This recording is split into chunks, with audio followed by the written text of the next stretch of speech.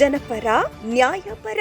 ಸಾಗುವಳಿ ಹಕ್ಕುಪತ್ರ ಮಾಡಿಕೊಳ್ಳುವಂತೆ ಭೂ ಹಕ್ಕುದಾರ ವೇದಿಕೆ ರೈತರಿಂದ ಹಾಗೂ ವೇದಿಕೆ ವತಿಯಿಂದ ಮಂಚೇನಹಳ್ಳಿ ತಾಲೂಕು ದಂಡಾಧಿಕಾರಿಗಳ ದೀಪ್ತಿ ಎನ್ ಅವರಿಗೆ ಮನವಿ ಪತ್ರವನ್ನು ತಾಲೂಕು ಕಚೇರಿಯಲ್ಲಿ ನೀಡಿದರು.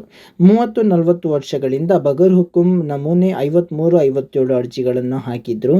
ಈವರೆಗೂ ಸಾಗುವಳಿ ಅನುಮತಿ ಪತ್ರ ನೀಡಿಲ್ಲವೆಂದು ರೈತರ ಸಮಸ್ಯೆಗಳನ್ನು ಅಧಿಕಾರಿಗಳು ಈಡೇರಿಸದೇ ಇರುವುದರಿಂದ ರೈತರ ಸಮಸ್ಯೆಗಳನ್ನು ಆಲಿಸಲು ಮಾನ್ಯ ಮುಖ್ಯಮಂತ್ರಿಗಳಿಗೆ ಮನವಿ ಪತ್ರವನ್ನು ಮತ್ತು ರೈತರು ಸುಮಾರು 30-40 ವರ್ಷದಿಂದ ದರ್ಖಾಸು ಜಮೀನುಗಳನ್ನು ಉಳಿವೆ ಮಾಡಿರುವ ಸರ್ವೆ ನಂಬರ್ ಹಾಗೂ ಸಕಾಲಕ್ಕೆ ಹಾಕಿರುವ ಅರ್ಜಿಗಳ ಸ್ವೀಕೃತ ಪತ್ರಗಳೊಂದಿಗೆ ಪಟ್ಟಿ ಮಾಡಿ ಮುಖ್ಯಮಂತ್ರಿಗಳಿಗೆ ತಲುಪಿಸುವಂತೆ ಇಂದು ಮಂಚೇನಹಳ್ಳಿ ತಾಲೂಕು ಕಚೇರಿ ದಂಡಾಧಿಕಾರಿಯವರಿಗೆ ಮನವಿ ಪತ್ರವನ್ನು ನೀಡಿದರು.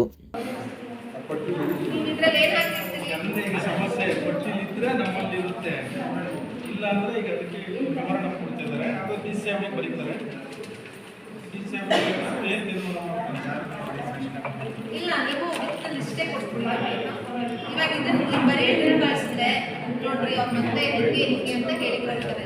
ಉದಾಹರಣೆಗಳು ಕೊಟ್ಟರೆ ನಾವೇನು ಅದಕ್ಕೆ ಸ್ವಲ್ಪ ಇದಿರುತ್ತೆ ಕೊಟ್ಬಿಟ್ಟು ಇಂಥವ್ರಿಗೆ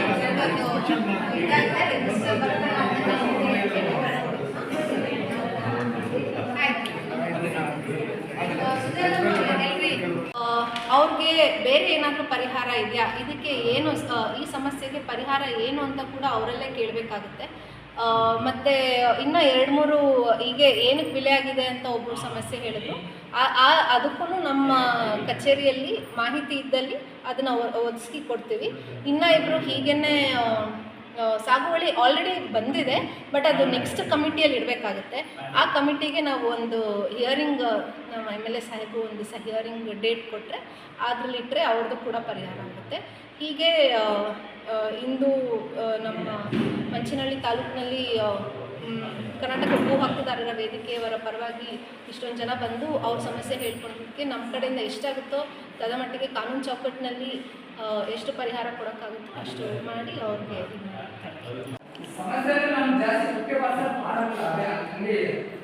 ಈಗ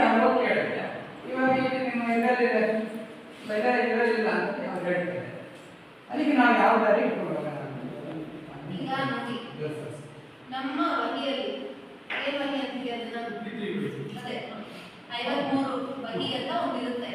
ಆ ರಿಜಿಸ್ಟ್ರಲ್ಲಿ ನಿಮ್ದು ಇಲ್ಲ ಅಂದರೆ ನಾವು ಅದನ್ನು ಪರಿಗಣಿಸಕ್ಕೆ ಬರಲ್ಲ. ಯಾಕಂದರೆ ಇವಾಗೆಲ್ಲ ಡಿಜಿಟಲ್ ಆಗಿದೆ, ಅದರಲ್ಲಿ ಇರೋದೆಲ್ಲ ಆನ್ಲೈನ್ ಆಗಿದೆ.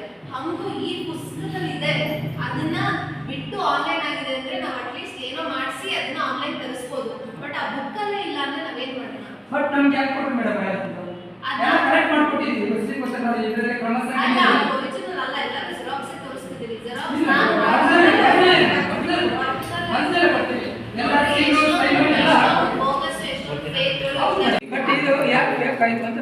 ಅದನ್ನೇ ನಾನು ಹೇಳ್ತಿರೋದು.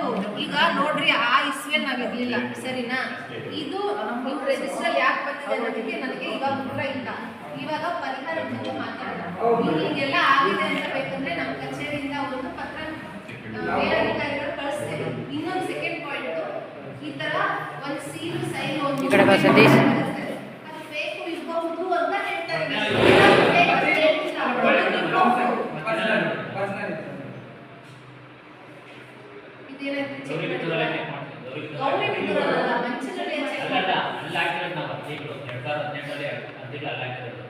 ಅದೇ ಇದು ನಮ್ಮ ರಿಜಿಸ್ಟರ್ ಚೆಕ್ ಮಾಡಬೇಕು.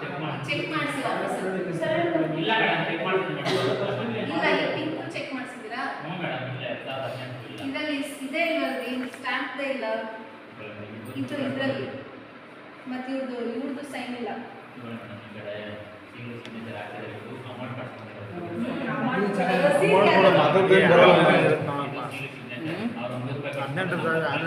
ಇರುತ್ತೆ ಆನ್ಲೈನ್ ಆಗಿ.